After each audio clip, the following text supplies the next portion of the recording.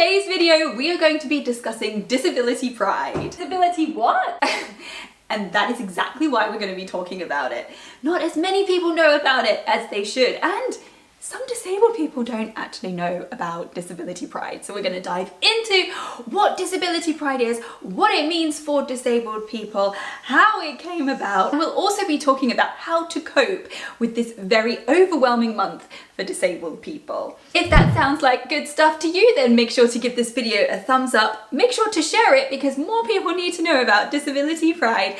And also, if this video gives you a little bit of value today, why not consider giving me a super thanks? What is disability pride? I hear you cry.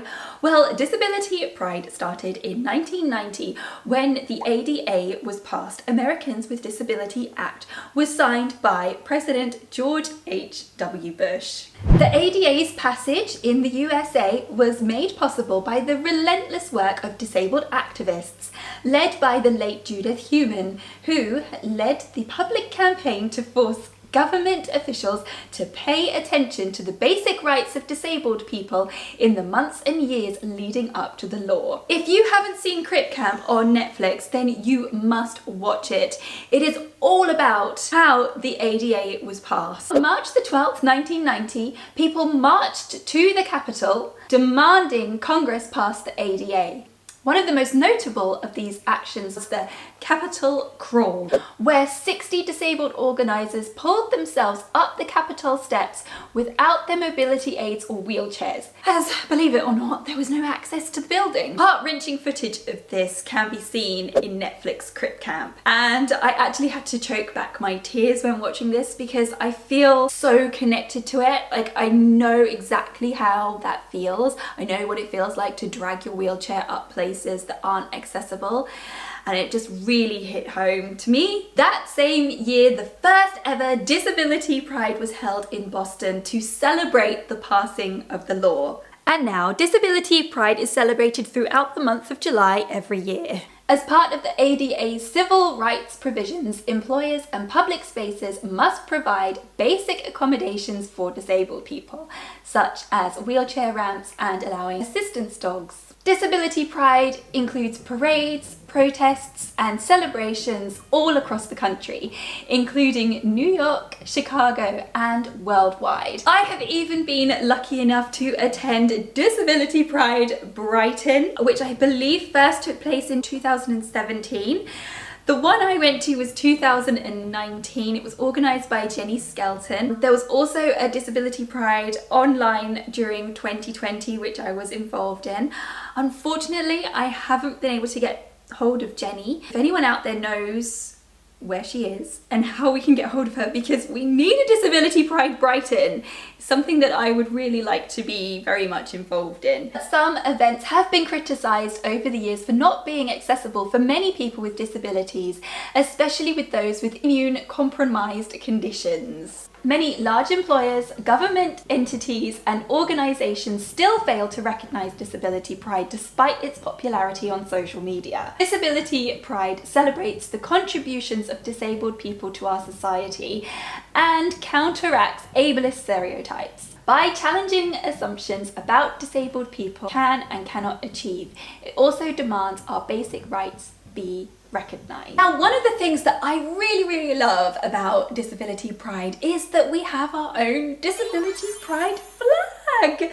It was designed by Anne McGill.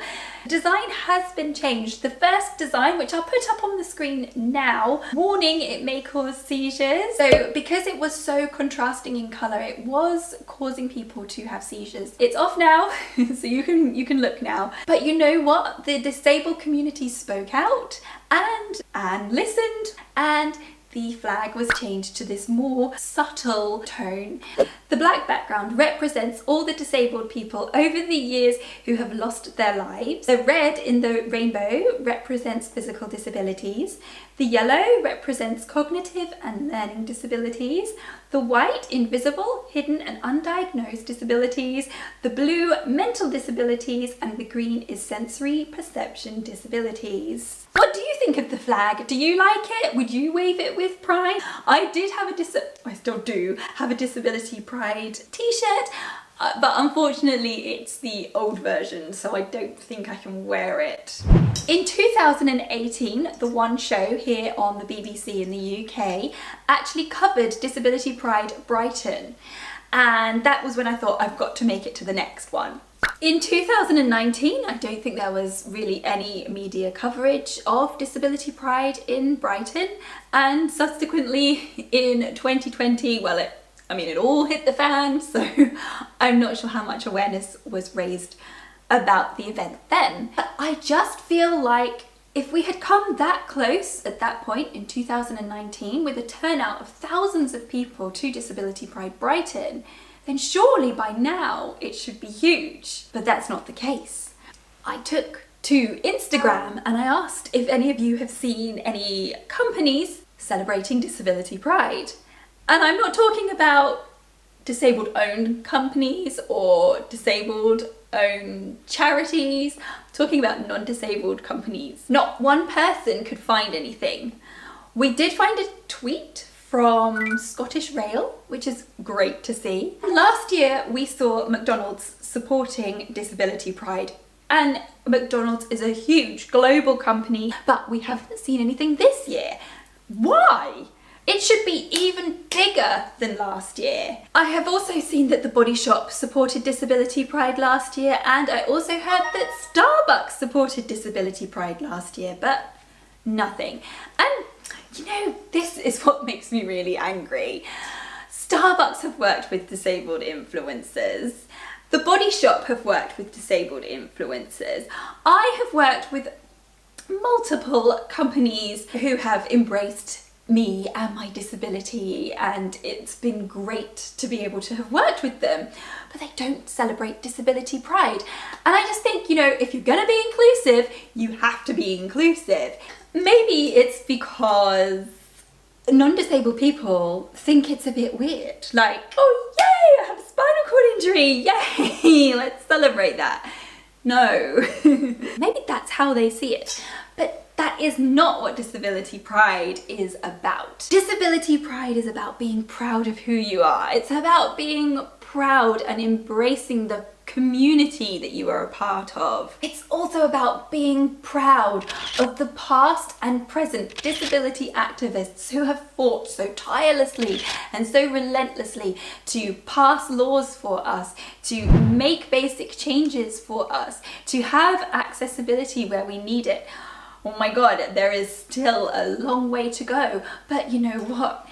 Let's be proud of what we have achieved so far, because if it wasn't for the work of those disabled people, we wouldn't have the access that we have now. It's about being proud of the way you have adapted your life to navigate a world that is full of ableism and inaccessibility for you. It's about being proud of yourself, that even though your friends, family, colleague, people within the health industry are ableist and have ableist assumptions all the time, yet you show up every day. It's about recognizing and giving yourself a little pat on the back and being proud of the fact that you've never navigated the healthcare system, which is just riddled with inaccessibility and ableist assumption and ableist attitudes from people. And you're still here. Now, I hope this isn't coming off as toxic positivity, because it's not. But in this month and for this moment, you can be like, yeah, this actually sucks, but hang on a minute, look what I have achieved. But if you are struggling with Disability Pride and it's not for you, that's fine as well. I sort of like to regard myself as a disability activist. And sometimes I sit here and I think, you know what, I'm a slacktivist. I don't feel like I'm doing enough. I don't feel like I'm achieving enough. I get really, really frustrated with that. And then sometimes you just need to take a roll back or a step back and think, hang on a minute, what have I achieved?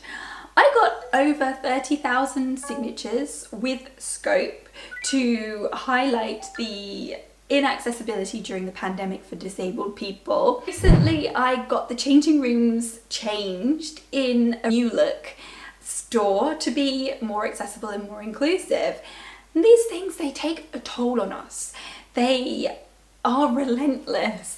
And it's exhausting, and also the anxiety leading up to talking to people about disability pride. Sometimes I think, oh, I don't want to approach that person because I just assume that they're going to say no, and I don't know if I can deal with the whole trying to educate them and trying to make them see and understand. So be proud of the work that you have done and that you have achieved today. And if you feel like you haven't achieved anything, you're showing up as a disabled person and you're showing your support here on Wheelsnoheels and with other people, I'm sure. So, what have you done today to make me feel proud? Yeah. And if anything, you should be proud of how you have faked it. Every day we have to fake being well. We have to fake not being in pain.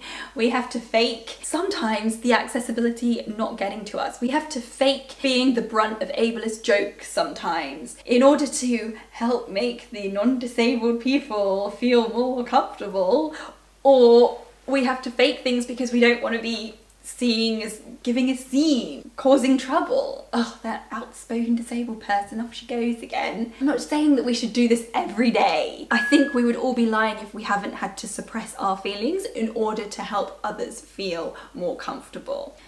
And it's exhausting.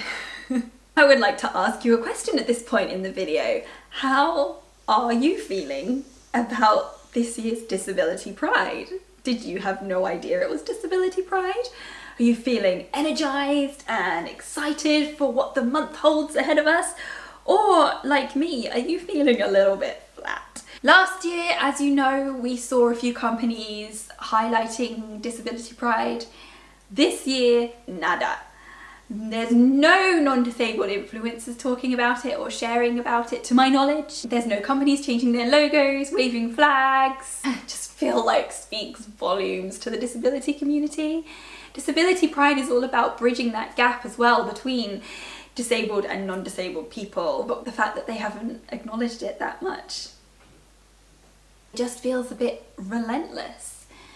And you know, if you are feeling the same, then I do have a few little tips for you that can help you through this month. My first tip would be limit or possibly have a break from the content that you're seeing on social media. Sometimes it can be very overwhelming and very, very loud to hear all of these thoughts and opinions and comments constantly. I knew I had to take a break and it really, really did help. I slept 12 hours last night and let me tell you, I am feeling a lot better for it. Rest and be kind to yourself. Activism work is exhausting, no matter how big or small it is. Do let me know if you have any tips that can help anyone else coping with this very overwhelming month. I hope that you have found this video useful. Remember, if you have, thumbs up, share. Obviously, I'm extremely proud of our Wheelsnoheels community where we could all come together. At some point, I really, really would like to organise a meetup or like a Disability Pride event. Watch this space. I have ideas.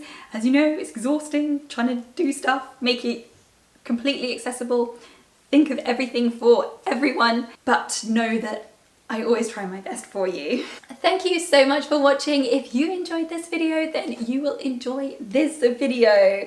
I look forward to seeing you in my next video, which I think is gonna be disability news.